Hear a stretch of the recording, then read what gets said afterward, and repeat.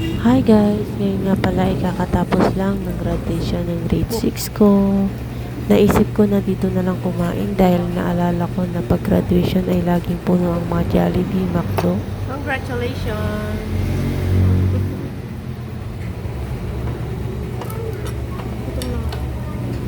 Kumain ba tayo kanina umaga? Kumain tayo nung kakanin. Nakasito.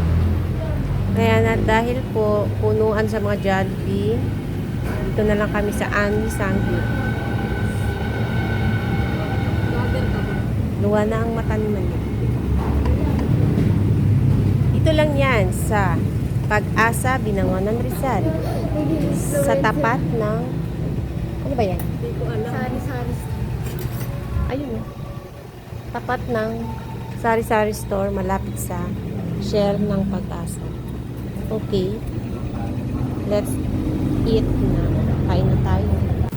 Ayun, at dahil alas 2 na natapos ang graduation, kaya gutom na talaga kami. At buti na lang, dito kami napunta. Dito namin naisip na kumain. Dahil walang kumakain masyado at tanghaling tapat, 2 table lang ang may laman.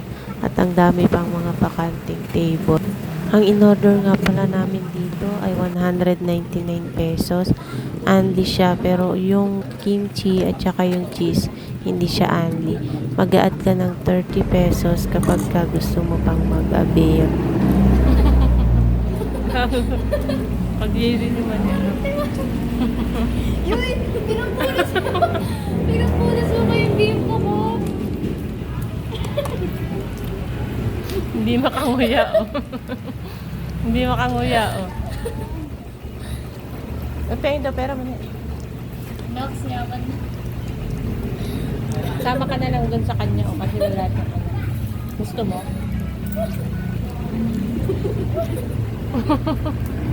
Uy, pipiso.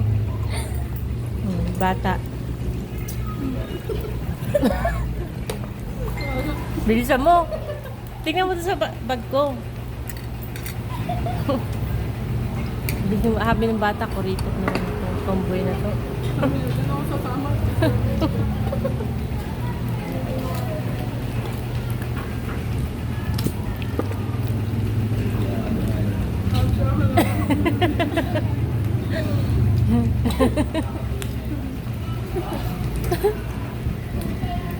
Ayaw mo nun. Sikat ka na. Pahinga muna ako. Maya-maya ulit. Uy, huwag kang lagay ng lagay. Nagda-diet nga ako eh. Kumana kayo dito eh. Diet nga ako, tas lagay kayo ng lagay dito.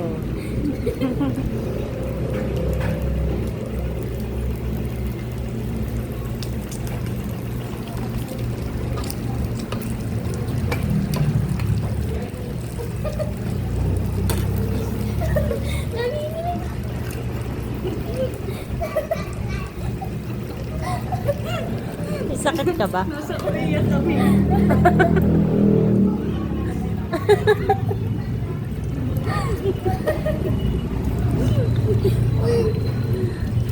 Kailangan nakaganong ka pala. No?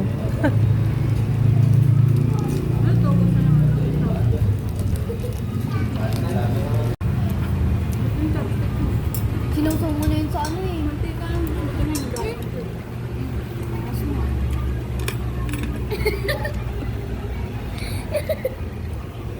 Lanta na oh.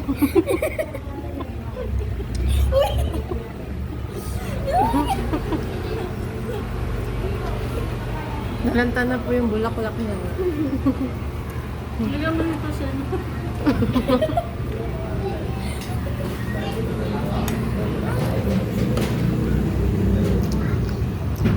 Wala na rin ano. Luto. Busog na po sila yan.